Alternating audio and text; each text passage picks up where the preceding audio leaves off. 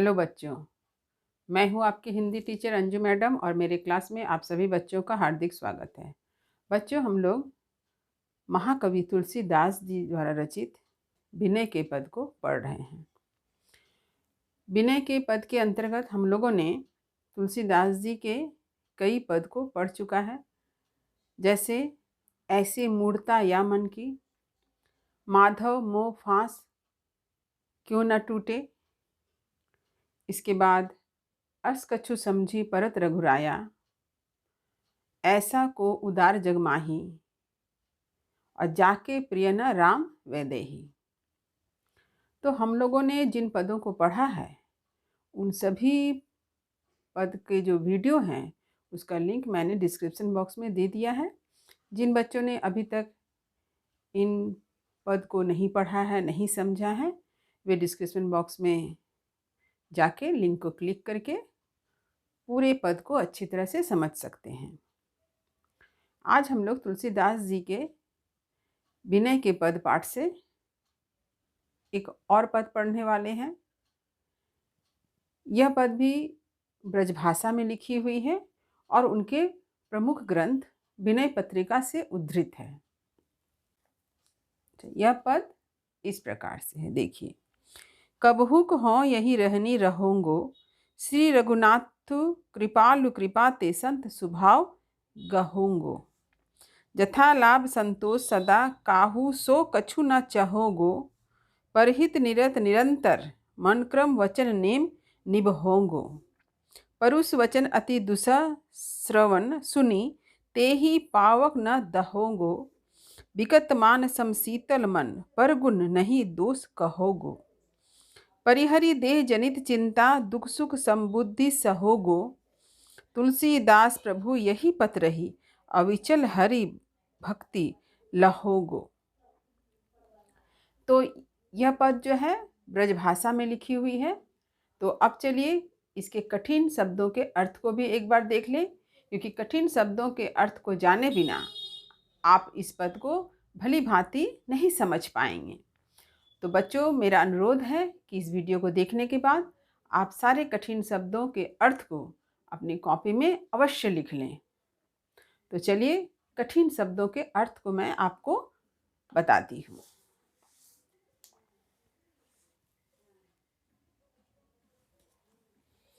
देखिए, विनय के पद तुलसीदास, कबहुक हों यही रहनी रहोंगो। कठिन शब्दों के अर्थ देखिए।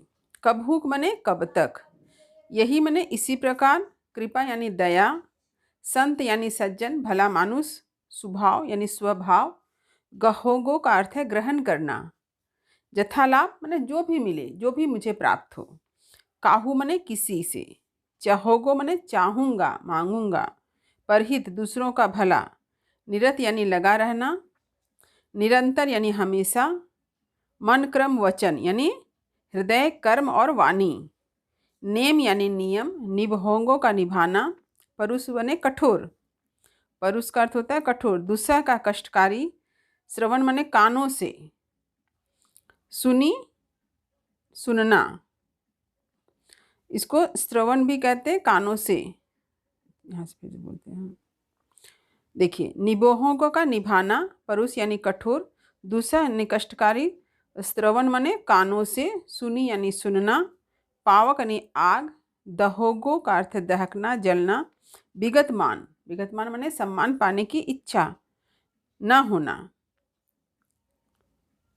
यहाँ होगा इच्छा न होना, शीतल यानी ठंडक, परिहर यानी छोड़कर, त्याग कर, देह जनित यानी शारीरिक, शरीर से संबंधित, समबुद्धि माने एक जैसा, समान रूप से। देखिए, सहोगो का अर्थ है सहना, पथ यानी रास्ता, अविचल माने अटल, लहोगो का अर्थ है प्राप्त करूंगा। तो ये है कठिन शब्दों के अर्थ। मैं उम्मीद रखती हूँ आपसे कि आप इस वीडियो को देखने के बाद कठिन शब्दों के अर्थ को अपनी कॉपी में अवश्य लिख लेंगे। अब चलिए मैं पद के प्रत्येक पंक्ति की व्याख्या करती हूँ। देखिए, यहाँ पर तुलसीदास जी ने भगवान श्री राम से यह प्रार्थना की है कि उन्हें भी एक अच्छे मनुष्य का, एक संत का स्वभाव प्राप्त हो, ताकि वे कभी किसी से ईर्ष्या ना करे, किसी के अवगुणों को ना देखे, हमेशा दूसरों के अच्छाइयों को देखे, कभी क्रोध ना करे, मन वचन और अपने कर्म से वे सारे नियमों का पालन करे। तो इस प्रकार उन्होंने श्री राम से यह प्रार्थना की है और राम से ये पूछा है कि कबहुक हों यही रहनी रहूँगो। देखिए, कबहुक हों यही रहनी रहूँगो माने हे श्री राम, मैं कब तक इसी प्रकार रहूँगा। इसी प्रकार रहूँगा यानी अभी जो तुलसीदास जी हैं वे अच्छे नहीं हैं, उनकी प्रकृति जो है बुरी प्रकृति है, उनके अंदर संतोष नहीं है, वे क्रोधित होते हैं, बात बात पर गुस्सा करते हैं, उनके अंदर संतोष भावना नहीं है। तो इसीलिए वो चाहते हैं कि मैं कब तक ऐसे बुरा बना रहूँगा, कबहुक हों यही रहनी रहूँगा, कब तक मैं ऐसे ही बना रहूँगा। श्री रघुनाथ कृपालु कृपाते संत स्वभाव गहोंगो। कब वह समय आएगा जब मैं श्री रामचंद्र जी की कृपा से, श्री रघुनाथ कृपालु, राम कैसे हैं? कृपालु हैं, कृपा के सागर हैं। तो राम की कृपा से कब मुझे संत का स्वभाव मैं ग्रहण करूँगा, यानी कब राम जी की कृपा होगी और मेरे ऊपर वे आशीर्वाद करेंगे, मुझ पर कृपा करेंगे और मैं जो है एक अच्छे मनुष्य का, एक भला मानुष का, एक संत स्वभाव को ग्रहण कर सकूँगा। तो संत का स्वभाव कैसा होता है? यथा लाभ संतोष सदा काहू सो कछु न चहूँगो। और वह समय कब आएगा जब मुझे जो भी मिलेगा, यथा लाभ यानी जो भी मुझे प्राप्त होगा उसी में मैं सदा संतोष रखूँगा। काहू सो कहू न चाहूँगो, और मैं किसी से भी कुछ भी नहीं मांगूंगा, किसी से भी कुछ भी नहीं चाहूँगा।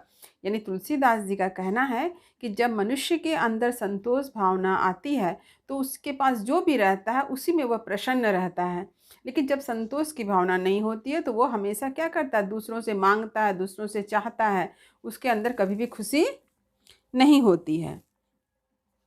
तो इसलिए कहा है कि कब वह समय आएगा जब मैं राम की कृपा से संतोष भावना ग्रहण करूँगा, यानी हमारे अंदर संतोष की भावना आएगी। परहित निरत निरंतर, परहित यानी दूसरों का भला, मैं दूसरों के भले में कब लगा रहूँगा। यानी जब अभी जो स्थिति है तुलसीदास जी की वह कैसी है कि वे कभी दूसरे का भला नहीं करते हैं, लेकिन जब उनका स्वभाव संत का स्वभाव होगा तब वे क्या करेंगे? परहित निरत निरंतर, वे दूसरों की भलाई में अपना जीवन व्यतीत करेंगे और उसे मन कर्म और वचन के नियम से उसे क्या करेंगे? निभाएंगे। निभोंगो मैंने निभाएंगे, यानी एक सज्जन मनुष्य का जो कर्तव्य होता है उसे वे मन कर्म वचन से निभाएंगे। परुष वचन अति दुसह श्रवण सुनी। परुष वचन यानी कठोर वचन। साधारण मनुष्य क्या होता है? कटु वाक्य को सुनकर, कठोर वचन को सुनकर के क्या करता है? कानों से जब सुनता है तो क्या हो जाता है? उसके लिए बहुत दुस्सह होता है, कष्टकारी होता है ना। वो क्या होता है? ते ही पावक न दहोंगो। साधारण मनुष्य क्या होता है? गुस्सा जाता है।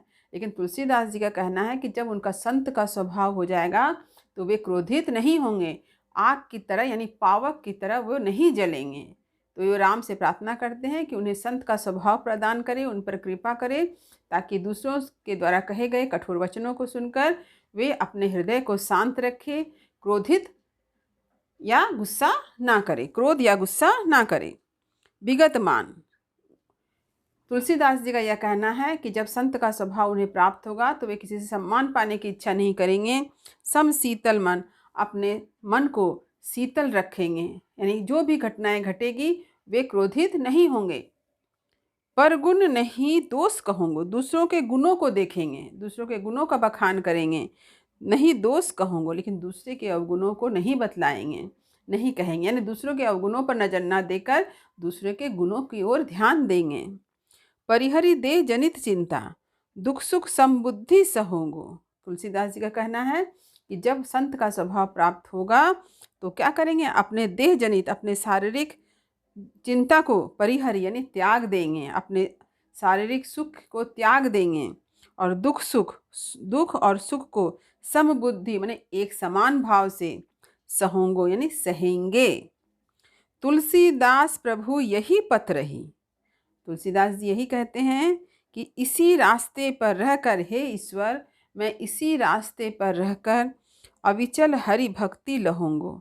मैं आपकी अविचल अटूट भक्ति ग्रहण करना चाहता हूँ। लहूंगो का अर्थ होता है ग्रहण करना। मैं इसी रास्ते पर चलकर आपकी अटूट भक्ति, एकनिष्ठ भक्ति को ग्रहण करना चाहता हूँ। और तुलसीदास जी ने श्री राम से इसीलिए प्रार्थना की है कि हे श्री राम, आप मुझ पर कृपा करें और आपकी कृपा से ही मैं एक सज्जन का स्वभाव ग्रहण कर सकूंगा। और वो राम से कहते हैं कब वह दिन आएगा जब उन्हें एक सज्जन मनुष्य का स्वभाव प्राप्त होगा, ताकि वे सही रास्ते पर चल सके, वे दूसरों का भला कर सके, दुख सुख को समान रूप से सके, किसी के कठोर वचनों को सुनकर क्रोध ना करें। तो ये सारी बातें जो है तुलसीदास जी चाहते हैं कि राम उन पर कृपा करे, ताकि उनका स्वभाव जो है एक संत का स्वभाव बने। देखिए यहाँ पर एक यथालाभ संतोष सदा, संतोष के बारे में, यानी संतोष जो भावना होती है, इसके बारे में तुलसीदास जी ने भी कहा है, गोधन गजधन बाजीधन और रतन धन खान, जब आवे संतोष धन, सब धन धूरी समान। कि गोधन, गोधन यानी गाय रूपी धन, गजधन हाथी रूपी धन, और गोधन गजधन बाजीधन, बाजीधन कहा गया घोड़ा को, तो घोड़ा रूपी धन, यानी पहले जो ये पशु होते थे ये धन के समान होते थे, ये धन के प्रतीक माने जाते थे। तो और रतन धन खान, और बहुत सारे रत्न जो होते हैं वो भी धन है। लेकिन जब आवे संतोष धन, लेकिन जब मनुष्य के मन में संतोष की भावना आ जाती है तो ये सारे धन जो है वो धूल के समान हो जाते हैं। तो यहाँ पर संतोष की भावना को विशेष महत्व दिया गया है। तुलसीदास जी ने यहाँ पर एक अच्छे मनुष्य के चरित्र की एक खास विशेषता यह होती है कि उसमें संतोष की भावना हो, वह दूसरे को देखकर ईर्ष्या ना करें। तो उम्मीद करती हूँ तुलसीदास जी का ये जो विनय का पद है, इसका अर्थ आपको अच्छी तरह से समझ में आ गया होगा। फिर भी यदि कहीं समझने में कोई शब्द आपको समझ में नहीं आया हो, कोई पंक्ति अगर समझ में ना आई हो, तो आप मुझे कमेंट बॉक्स में अपने प्रश्न पूछ सकते हैं। आप कमेंट बॉक्स में अपने प्रश्न को टाइप करके मुझ तक अवश्य भेजें, मैं आपके हर प्रश्न का जवाब दूंगी। मिलती हूँ अगले वीडियो में, तब तक पढ़ते रहिए, जीवन में आगे बढ़ते रहिए। और एक बात कहना चाहूँगी कि जो बच्चे नए हैं वो चैनल को सब्सक्राइब करना ना भूलें, ताकि मेरे नए वीडियो का नोटिफिकेशन उनको तुरंत मिल सके। शुभकामनाओं के साथ, धन्यवाद।